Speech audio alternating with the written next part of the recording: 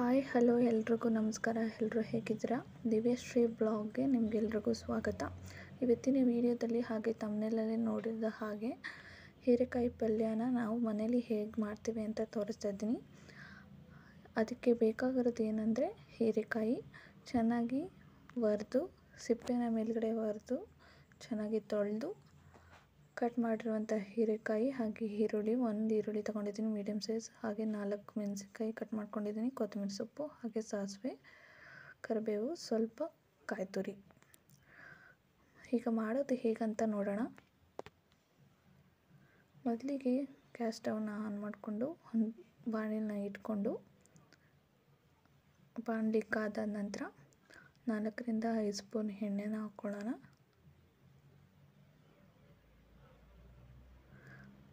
ಕಾದಿದ ನಂತರ ಎಣ್ಣೆ, ಅದಕ್ಕೆ ಸ್ವಲ್ಪ ಸಾಸಿವೆ, ಹಾಗೆಯೇ ಸ್ವಲ್ಪ 4ರಿಂದ 5 ಕರಿಬೇವು. ಇಲ್ಲಿ ನಾನು ಕಡಲೆಬೇಳೆನ ಹಾಕೋದನ್ನ ಮರ್ತಿದ್ದೀನಿ, ಕಡಲೆಬೇಳೆನ ಮಿಸ್ ಮಾಡದೆ ಹಾಕೊಳ್ಳಿ. ನಾನು ನಂತರ ಹಾಕಿದ್ದೀನಿ. ಅದಾದ ನಂತರ ನಾನಿಲ್ಲಿ ಮೆಣಸಿನ್ಕಾಯಿ ಹಾಕಿ, ಅದು ಮೆಣಸಿನ್ಕಾಯಿ ಖಾರ ಎಲ್ಲ ಹೋಗಬೇಕು, ಅದಕ್ಕೆ ಫಸ್ಟೇ ಮೆಣಸಿನ್ಕಾಯಿನ ಹಾಕ್ಕೊಂಡಿರೋದು. ಸ್ವಲ್ಪ ಫ್ರೈ ಆದ ನಂತರ ಮೀಡಿಯಮ್ ಸೈಜ್ ಕಟ್ ಮಾಡಿರುವಂತಹ ಈರುಳ್ಳಿ ಹಾಕೊಂಡು ಕೆಂಪು ಆಗೋವರೆಗೂ ಹುರ್ಕೊಳ್ಳಿ.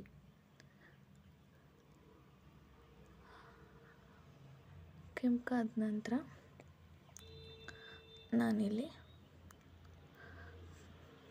ಕಟ್ ಮಾಡಿಟ್ಕೊಂಡಿರುವಂಥ ಫ್ರೆಶ್ ಆಗಿರುವಂತಹ ಹೀರೆಕಾಯಿನ ಕಟ್ ಮಾಡ್ಕೊಂಡಿದ್ನಲ್ಲ ಅದನ್ನು ಹಾಕ್ಕೋಬೇಕು. ಇದಾದ ನಂತರ ಅದನ್ನು ಹಾಕ್ಕೊಳ್ಳಿ. ಹಾಗೆಯೇ ಇನ್ನು ನಮ್ಮ ಚಾನಲ್ ಯಾರು ಸಬ್ಸ್ಕ್ರೈಬ್ ಮಾಡ್ಕೊಳ್ಳದೆ ನೋಡ್ತಾ ಇದ್ದರೆ ಪ್ಲೀಸ್ ಬೇಗ ಹೋಗಿ ಸಬ್ಸ್ಕ್ರೈಬ್ ಮಾಡ್ಕೊಳ್ಳಿ. ಹಾಗೆ ಪಕ್ಕದಲ್ಲಿರೋ ಬೆಲ್ಲೈಕನ್ನ ಪ್ರೆಸ್ ಮಾಡಿ ಅಲ್ಲಂತ ಸೆಲೆಕ್ಟ್ ಮಾಡಿ. ನಾನು ಹಾಕೋ ಪ್ರತಿಯೊಂದು ವಿಡಿಯೋ ನೋಟಿಫಿಕೇಷನ್ ನಿಮಗೆ ಮೊದಲು ತಲುಪುತ್ತೆ. ಹಾಗೆಯೇ ಇಲ್ಲಿ ನೋಡಿ, ನಾನು ಫ್ರೆಶ್ ಆಗಿರುವಂಥ ಹೀರೆಕಾಯನ್ನು ಕಟ್ ಮಾಡಿ ಹಾಕ್ಕೊತಾ ಇದ್ದೀನಿ. ಸಣ್ಣದಾಗಿ ಕಟ್ ಮಾಡ್ಕೋಬೇಕು, ಇಲ್ಲಾಂದರೆ ಅದು ಕುಕ್ ಆಗಲ್ಲ, ಬೇಯಲ್ಲ. ಅದಕ್ಕೋಸ್ಕರ ನಾನಿಲ್ಲಿ ಕಟ್ ಮಾಡಿ ಹಾಕ್ಕೊತಾ ಇದ್ದೀನಿ. ಹಾಗೆಯೇ ಇದು ಯಾವುದಕ್ಕೆ ಪಲ್ಯ ಸೂಟ್ ಅಂತಂದರೆ ಚಪಾತಿ, ಹಾಗೆ ರೊಟ್ಟಿ, ಹಾಗೆ ಪೂರಿ, ಇದಕ್ಕೆಲ್ಲ ಕಾಂಬಿನೇಷನ್ ಇದು. ಎಸ್ಪೆಷಲಿ ರವೆ ದೋಸೆ ಸೂಪರ್ ಕಾಂಬಿನೇಷನ್. ಕಟ್ ಮಾಡೋದೆಲ್ಲ ಹಾಕ್ಕೊಂಡು ಚೆನ್ನಾಗಿ ಮಿಕ್ಸ್ ಮಾಡ್ಕೊಳ್ಳಿ. ನಾವು ಯಾವುದೇ ಒಂದು ಅಡುಗೆ ಮಾಡೋದಾದರೆ ಕ್ರಮಬದ್ಧವಾಗಿ ಮಾಡಿದ್ರೆ ಅದು ಟೇಸ್ಟು ಚೆನ್ನಾಗಿರುತ್ತೆ, ಹಾಗೆ ನೀಟಾಗಿ ಕುಕ್ ಆಗಿರುತ್ತೆ. ಹಾಗೆ ಇಲ್ಲಿ ಸ್ವಲ್ಪ ಫ್ರೈ ಆಗಲಿ, ಸಾಫ್ಟಾಗಿ ಬೇಯಬೇಕದು. ಅಲ್ಲಿ ತನಕ ಚೆನ್ನಾಗಿ ಬೇಯಿಸಿ, ತಳ ಹಿಡಿಯೋ ಥರ ಬೇಯಿಸ್ಕೊಳ್ಳಿ. ಹಾಗೆಯೇ ಇಲ್ಲಿ ಸ್ವಲ್ಪ ನಾನು ಚೆನ್ನಾಗಿ ಕುಕ್ ಹಾಕ್ಲಿಕ್ಕೆ ಬಿಟ್ಟು ಆದ ನಂತರ ರುಚಿಗೆ ತಕ್ಕಷ್ಟು ಉಪ್ಪನ್ನು ಹಾಕ್ಕೊಳ್ತಾ ಇದ್ದೀನಿ. ನಿಮ್ಗೆ ಹೇಗೆ ಅನಿಸುತ್ತೆ ಹಾಗೆ ಹಾಕ್ಕೋಬೋದು.